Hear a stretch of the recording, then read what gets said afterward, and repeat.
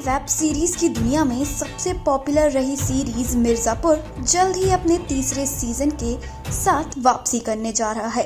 अपने पहले और दूसरे सीजन से दर्शकों का दिल जीतने के बाद एक बार फिर सीजन 3 लेकर तैयार हैं कालीन भैया, मुन्ना भैया और गुड्डू भैया की ये तिगड़ी। यही मिर्जापुर के खास नाम है। पहले और दूसरे सीजन में चली आ रही त्रिपाठी परिवार और पंडित परिवार की यारी और दुश्मनी अब अगले सीजन में क्या मोड़ लेती है, उसका सभी दर्शकों को बेसब्री से इंतजार है।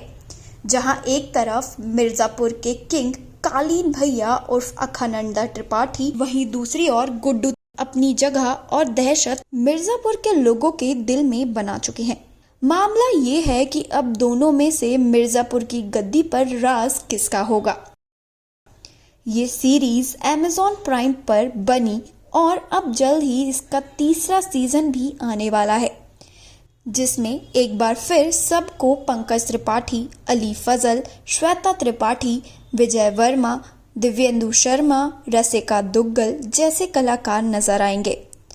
जिस तरह पावर के चक्कर में दोनों परिवार के बीच खून खराबा होता आ रहा है, अब ये कहानी तीसरे सीजन में क्या मोड़ लेती है, ये तो रिलीज से ही पता चलेगा। खबरों की माने तो आने वाला सीजन और भी दिलचस्प होने वाला है, जहां दोनों ही गुट में कालीन भैया और गुड्डू पंडित की दुश्मनी और भी गहरी होगी। कहानी में अब ये भी पता चलेगा कि माधुरी यादव, जो मुन्ना भैया की पत्नी थी, अब वो क्या करेंगी मुन्ना भैया की मौत के बाद। वहीं दूसरी तरफ शरद शुक्ला भी अपने पिता रतिशंकर शुक्ला के मौत का बदला लेने वाले हैं। अब शरद की नज़र में भी मिर्जापुर की गद्दी आ चुकी है। साथ ही जैसे जैसे शो की कहानी आगे बढ़ रही है, कहीं दफन हुए राजों से भी पर्दा उठेगा। कैसे वीना त्रिपाठी की नई संतान कालीन भैया की है या किसी और की, वो पता चलेगा।